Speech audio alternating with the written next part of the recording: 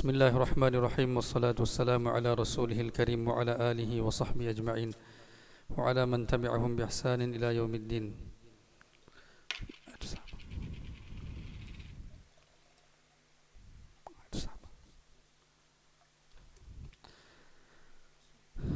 Nahmadullah wa nasta'inuhu wa nastaghfiruh wa nu'minu bihi wa natawakkalu alayh wa na'udzu billahi min shururi anfusina wa min sayyiati a'malina man yahdihillahu fala mudilla lahu wa man yudlilhu fala hadiya lahu wa nashhadu an la ilaha illallah wahdahu la sharika lahu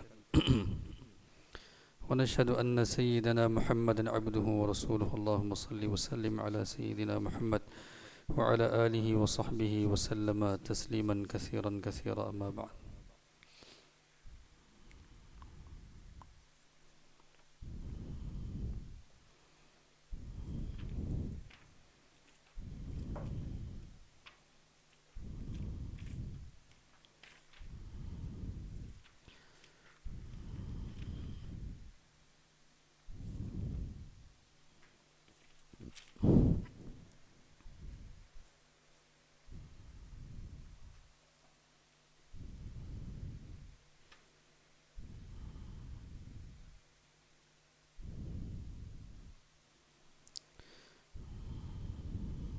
Alhamdulillah,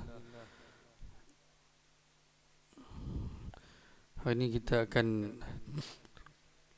baca sedikit berkenaan dengan jihad para sahabat radhiyallahu anhum ajma'in yang mereka berjihad bersama Rasulullah sallallahu alaihi wasallam, dan mereka telah sambung dan mereka telah sempurnakan amanah yang Nabi sallallahu alaihi wasallam berikan kepada mereka dengan penuh kesungguhan, sehingga Allah Subhanahu wa taala telah berikan kemenangan yang tak dapat masuk akal. Kemenangan yang pelik, yang mana sampai ke hari ini akal tak dapat terima lagi bagaimana para sahabat dengan bilangan yang kecil, hanya 20,000 tentera dalam peperangan Yarmouk maksimum, yang mana mereka telah berhadapan dengan tentera Rom, kuasa dunia terbesar ketika itu. Tapi Allah Subhanahu wa taala telah berikan kemenangan seperti mana Allah Subhanahu wa taala telah janji kepada Rasulullah sallallahu alaihi wasallam.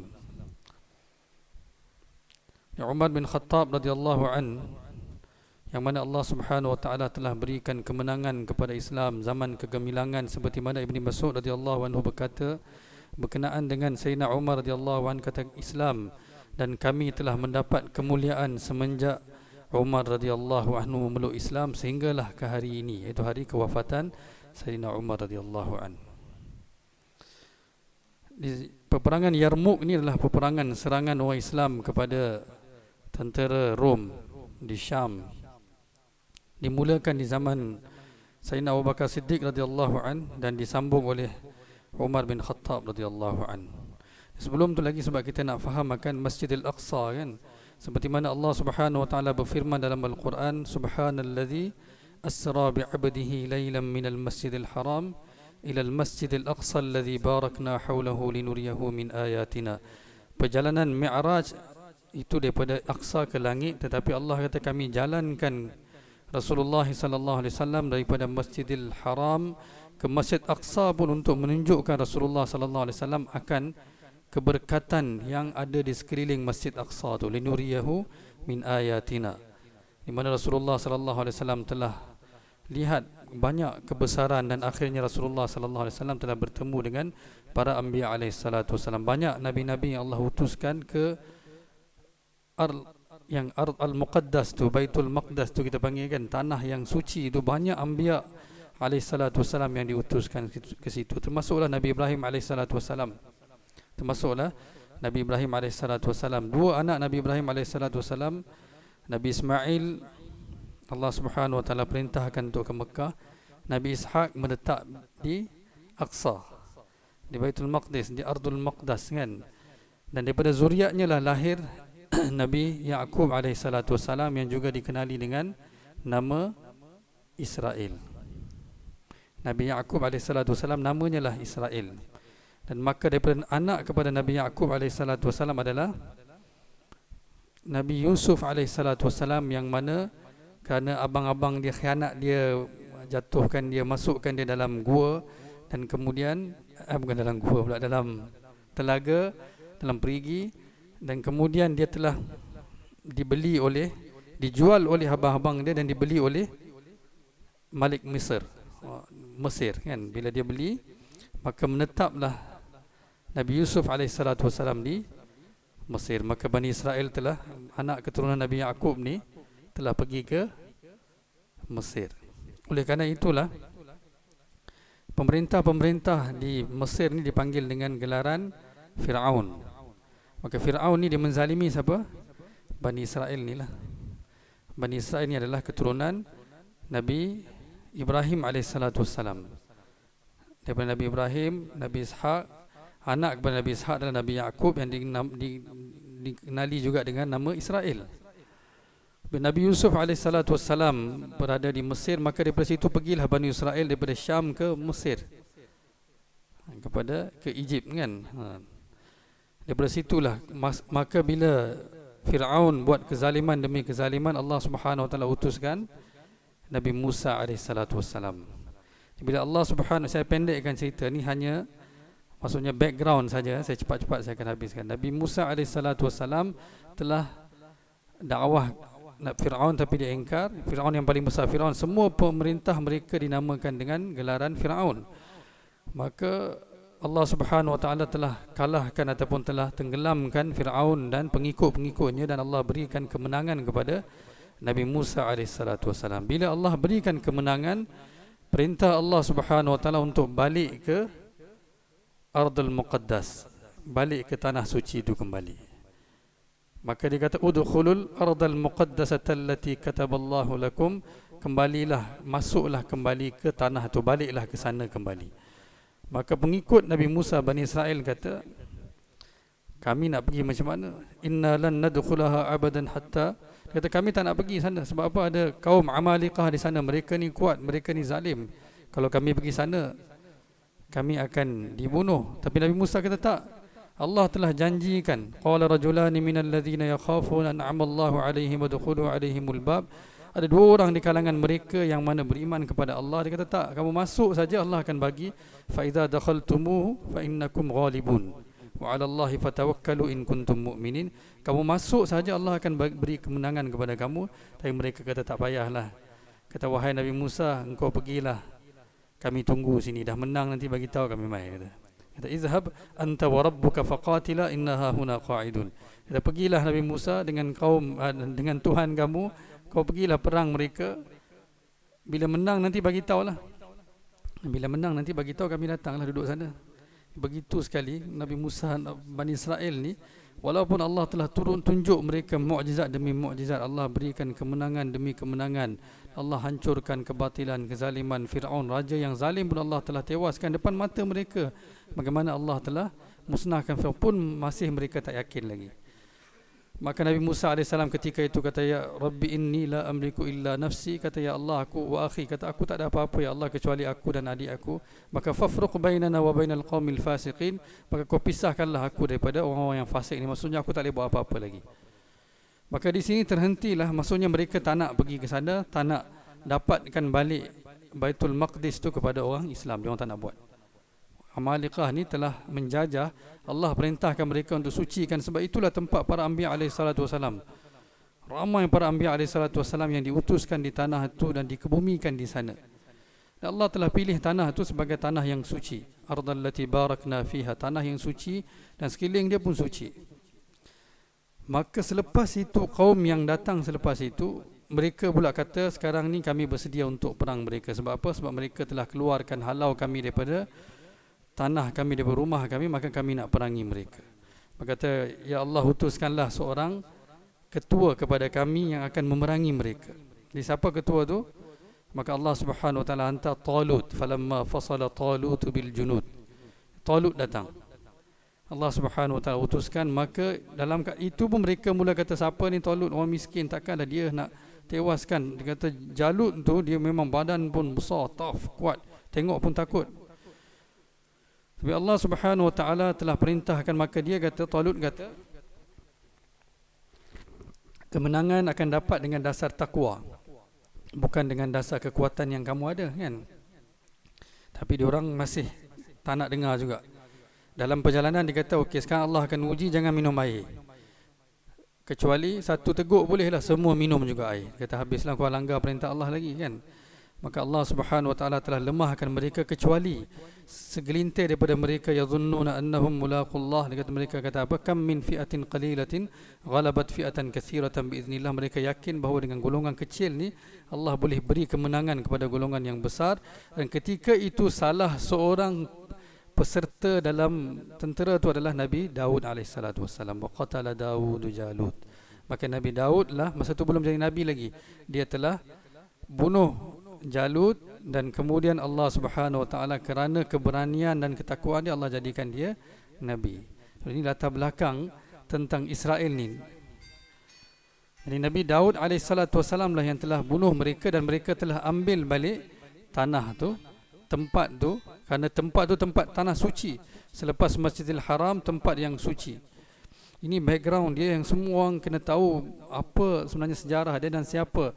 Dan hari ini yang kita kata orang Yahudi nak balik tanah Israel tu, Israel ni tanah orang Islam. Israel nama pun kepada nama Nabi Yaqub alaihissalatu wassalam. Jadi kenapa mereka nak balik? Kerana mereka kata orang Islam ambil daripada kami nak ambil balik daripada mereka. Faham? Tadi saya ceritakan mereka mula dah ambil. Ini semua golongan mereka ni lah. Mereka ni yang sentiasa lawan dengan hak. Maka mereka kata sekarang kami nak dapatkan balik tanah tu. Ini background daripada zaman tu. Maka bila Allah Subhanahu wa taala utuskan Nabi sallallahu alaihi wasallam, Yahudi di Madinah ni pun diorang kata Nabi sallallahu alaihi wasallam telah halau mereka keluar daripada Madinah. Kemudian mereka pergi ke Khaybar, daripada situ mereka masuk balik Syam. Dekat sana pun mereka kata orang Islam di zaman pemerintahan Sayyidina Abu Bakar Siddiq radhiyallahu an, dia bawa tentera serang Rom.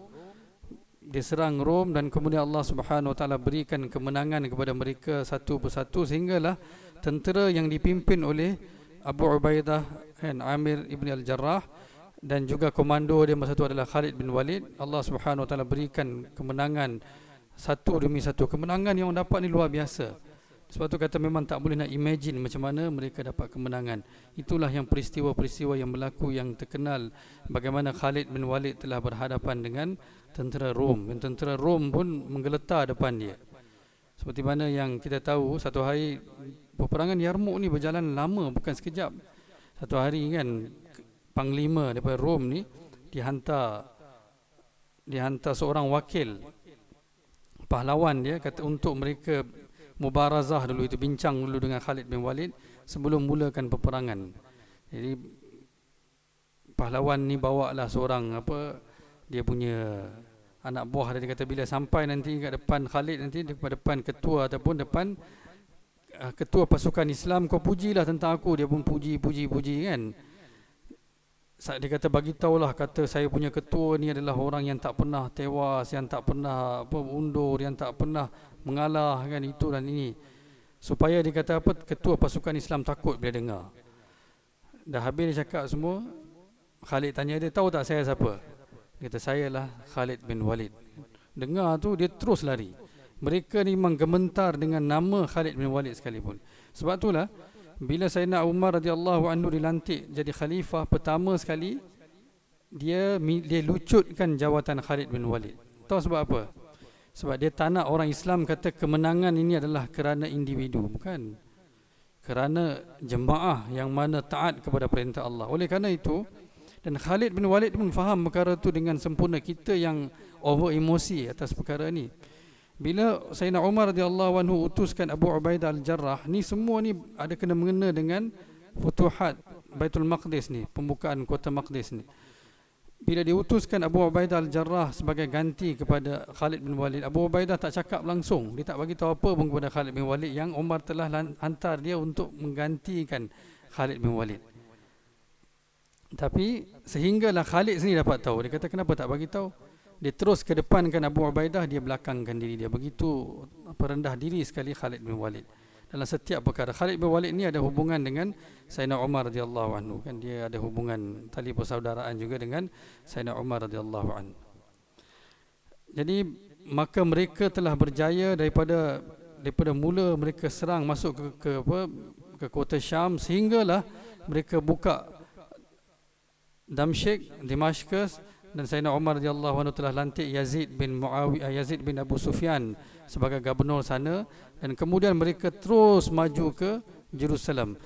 Cara mereka perang adalah mereka akan kepung, hentikan segala supply ke orang penduduk dalam tu, sehinggalah mereka mengaku kalah dan mereka masuk. Tapi Jerusalem ni, tapi kuasa Allah Subhanahu Wa Taala, Kristian ni mereka telah terbahagi ke banyak sangat golongan, sehingga mereka mula bergaduh antara mereka, menyebabkan mudah orang Islam dapat menakluk mereka. Itu salah satu sebab lah. Tapi yang lain tu kuasa Allah.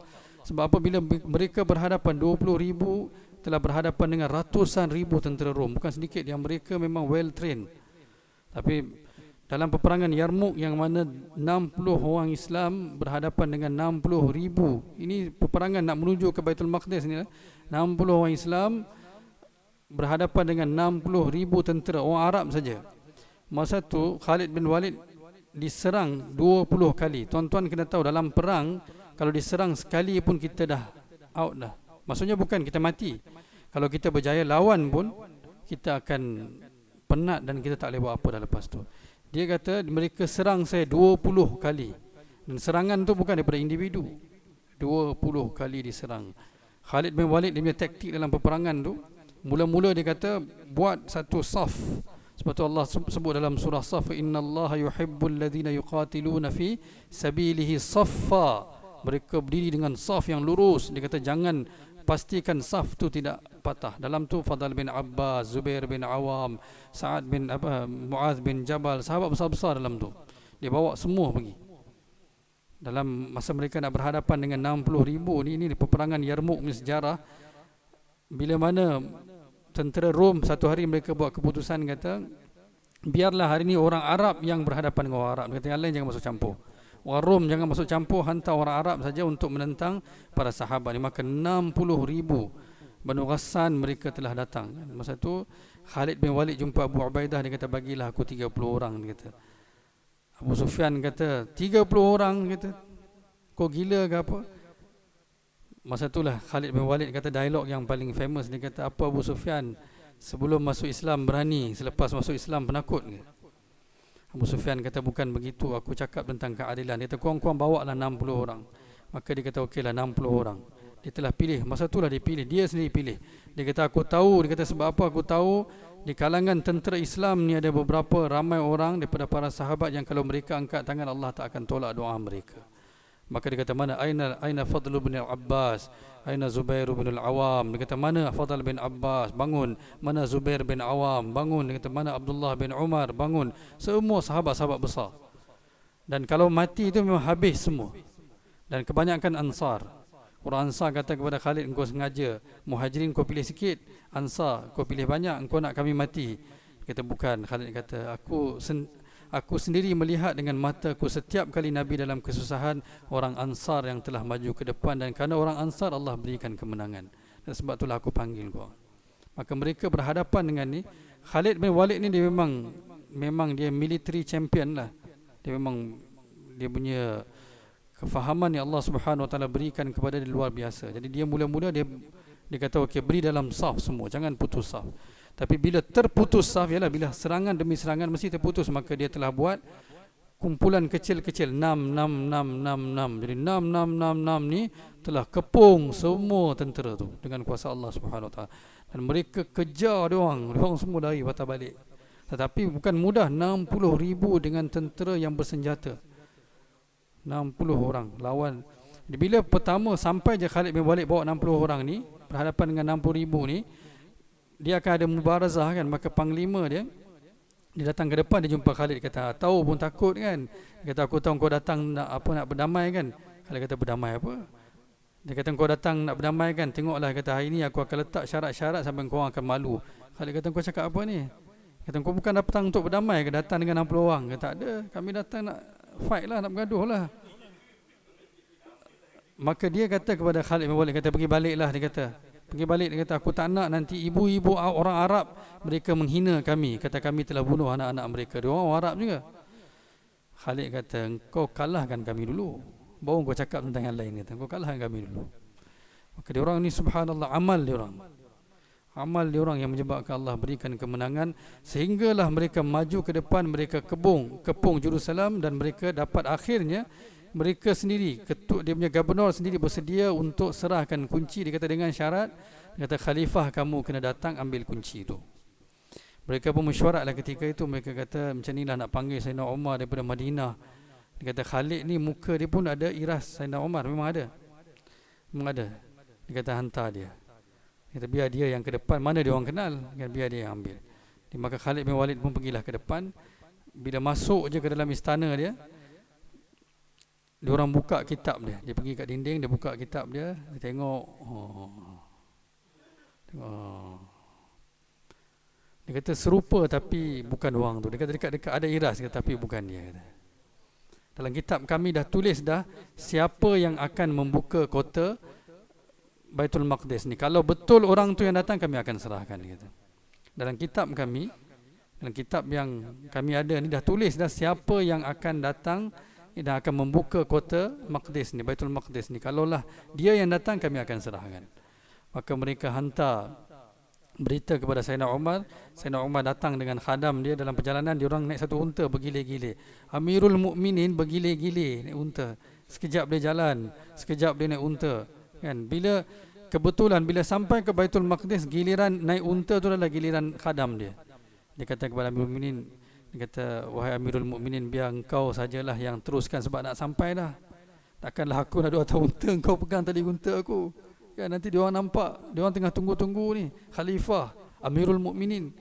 Umar kata tak. Dia kata giliran kau naik. Giliran kau naik. Dia sampai ke sana, Abu Ubaidah Al-Jarrah pula nampak Sayyidina Umar dengan pakaian dia bertumpuk-tumpuk, dengan naik unta. Dia terus lari. Dia kata Amirul Mukminin kata takkan nak pergi dengan macam ni. Dia kata baik. Dia kata macam inilah. Dia kata ambil kuda saya dan pakailah pakaian saya. Dia orang masa tu dah ada pakaian yang mewah sikit lah. Masa tu pun Umar kata, dia kata Abu Ubaidah, kalau orang lain cakap ni aku pancung dah kepala. Sebab engkau tak apalah. Sebab tu orang banyak orang tak kenal hubungan Sayyidina Umar dengan Abu Ubaidah Al-Jarrah, yang sehingga bila mereka petik hadis yang berkenaan dengan tahun Amwas ni, tahun Amwas pun berlaku selepas Fatah Baitul Maqdis, tahu tak? Exactly selepas tu berlaku. Maka mereka seolah-olah menunjukkan kata ada misunderstanding. Sebenarnya tak ada. Umar dengan Abu Ubaidah ni memang kawan yang sangat baik, kawan yang sangat rapat. Umar radhiyallahu anhu menangis bila dapat berita kata Abu Ubaidah tak nak balik. Nanti saya cerita. Maka Abu Ubaidah kata naiklah kuda saya. Dia kata naik kuda saya, pakai baju saya. Umar pun kata tak apalah, kata sebab engkau cakap, marilah baju engkau, bagilah kuda engkau. Dia naik unta aja datang daripada Madinah. Dia pun naik kuda tu, baru jalan sikit dia kata Umar dah jadi munafik. Dia kata turun, mai unta kami, unta aku balik. Dia kata bagi baju aku balik. Maka dia pun dia naik unta tu, dia pakai pakaian dia yang buruk tu, dan baru dia masuk ke Baitul Maqdis. Dan bila dia berhadapan dengan paderi, dengan dia orang punya gubernur dia, maka dia kata dia kata inilah ketua kamu dan inilah Fatih yang akan membuka kota Baitul Maqdis. Dengan pakaian inilah yang kami lihat dalam buku kami, dan dengan binatang tunggangan inilah yang kami tahu. Maksudnya kalau Sayyidina Umar tukar tu, mesti dia kata ini bukan juga ya. Sebab dengan zuhud dia, mereka tahu itu tertulis dalam kitab mereka dulu. Sebab tu dalam Quran Allah sebut Muhammadur Rasulullah walladzina ma'ahu asyiddau 'alal kuffar. Kata kalau nak tahu siapa Rasulullah, maka lihatlah siapa sahabat Nabi sallallahu alaihi wasallam. Mereka punya zuhud. Mereka ni dikenali sebelum Nabi sallallahu alaihi wasallam diutuskan lagi. Mereka ni tahu tentang sahabat Nabi sallallahu alaihi wasallam. Bayangkan tentang Umar termaktub dalam kitab mereka sebelum Nabi pun diutuskan lagi. Bayangkan. Inilah sahabat Nabi. Maka dia telah serahkan ketika itu, dia serahkan kunci Baitul Maqdis kepada Sayyidina Umar, Masjid Al-Aqsa kepada Sayyidina Umar radhiyallahu an.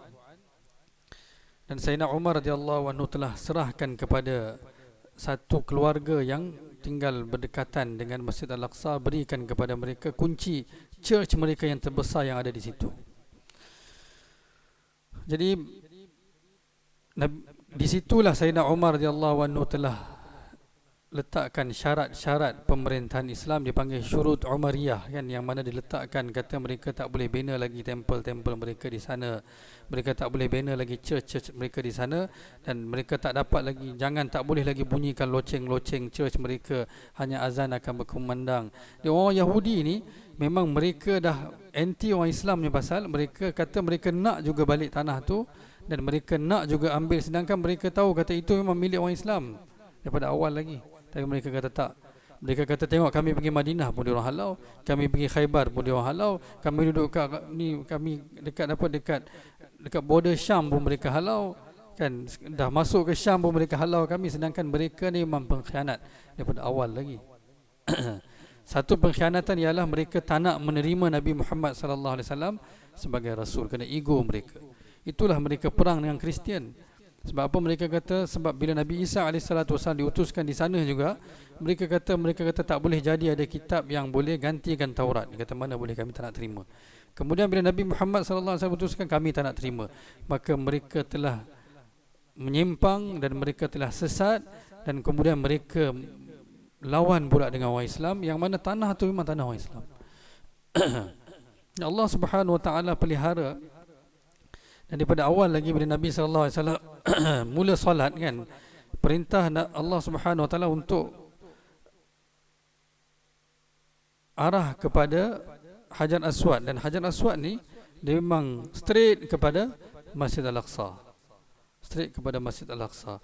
Tapi bila Nabi SAW berhijrah ke Madinah, kiblat yang Allah Subhanahu Wa Taala perintahkan adalah Masjid Al-Aqsa. Kena,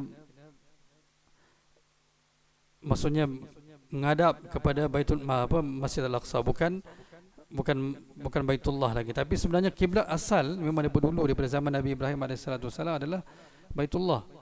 Tapi Allah Subhanahu Wa Taala nak beritahu kepada Nabi sallallahu alaihi wasallam bahawa Nabi sallallahu alaihi wasallam akan bawa agama yang Nabi bawa ni, agama Islam yang mana Allah telah pilih agama daripada awal lagi, sehinggalah ke Aqsa nanti, ke Ardul Muqaddas tu lagi, ke tanah yang suci itu kembali, di mana yang Allah Subhanahu Wa Taala telah utuskan para anbiya alaihi salatu wasalam.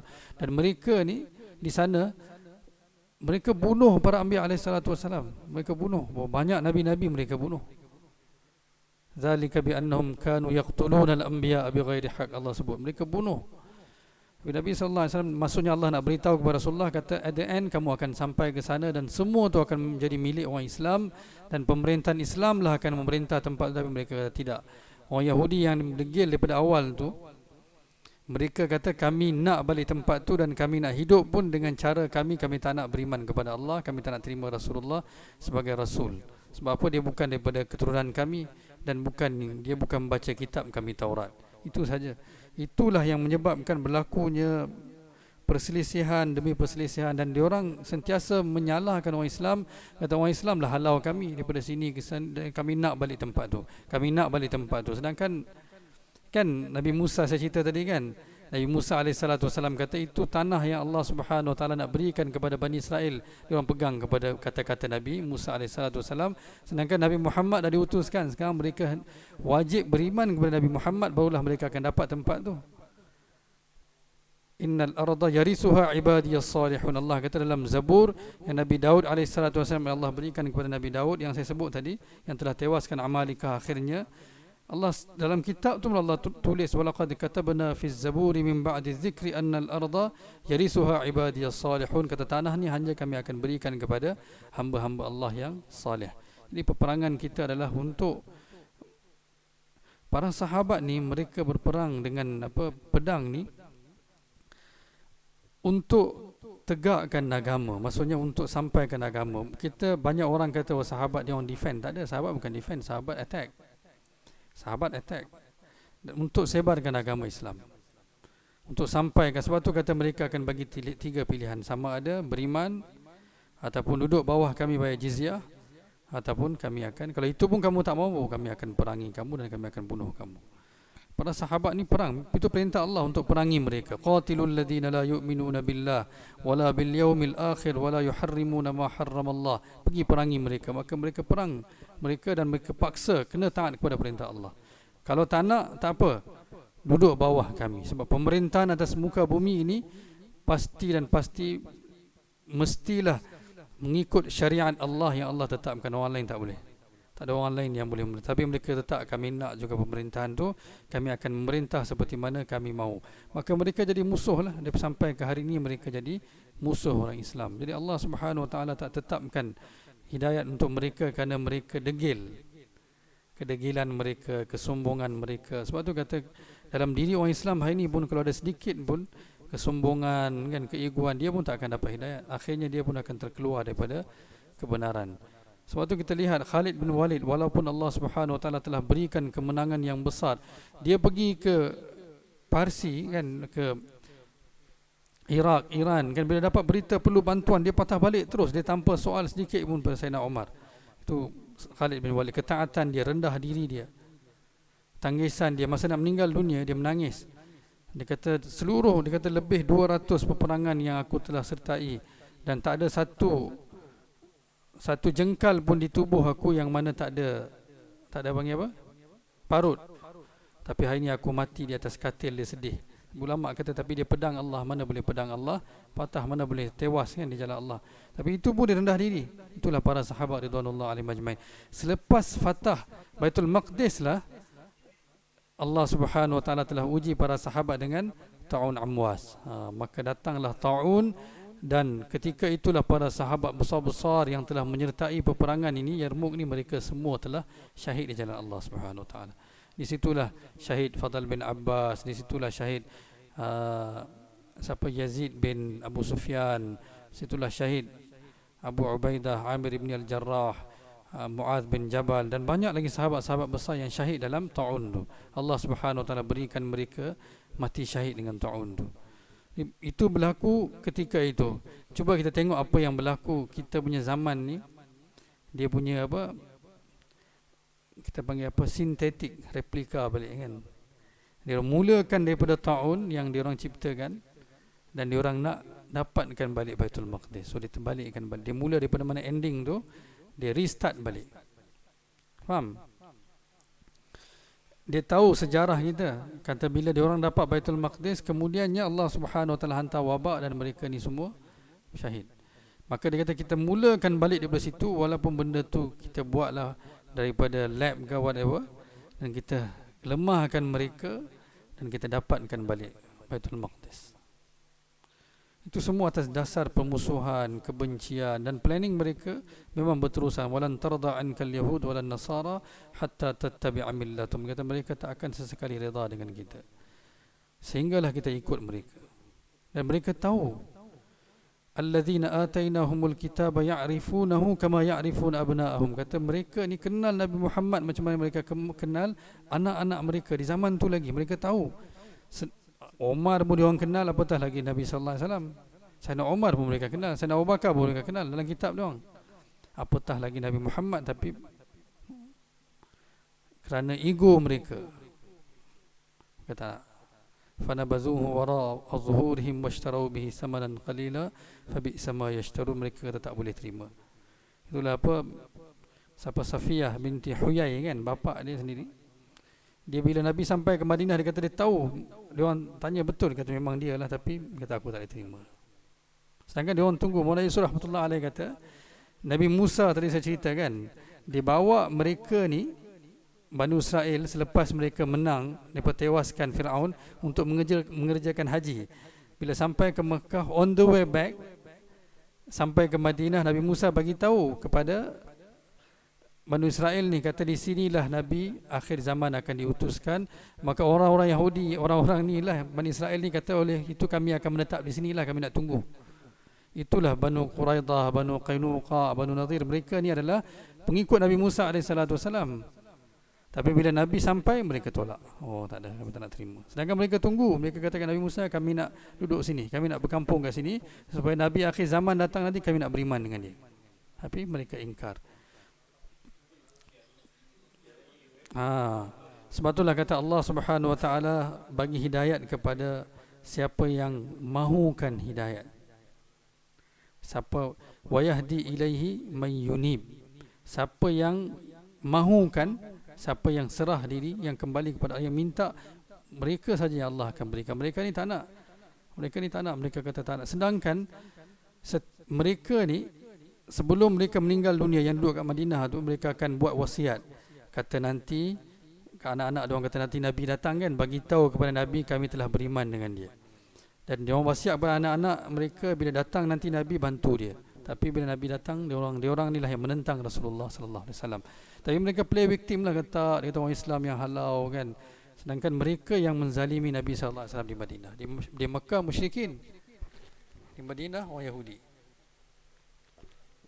Dan latar belakang mereka sampailah ke hari ini, mudah-mudahan Allah Subhanahu wa taala berikan kemenangan kepada orang Islam. Kan orang Islam ni dia tak akan menang selagi mana dia tak pegang kepada perintah Allah. Seperti mana saya cerita tadi, bilangan itu doesn't matter. Tak perlu bilangan yang besar. Tapi bantuan Allah ni adalah bila mana setiap orang taat kepada perintah Allah. Seperti mana para sahabat, mereka angkat tangan, Allah tak tolak kerana apa? Mereka tak makan makanan yang haram.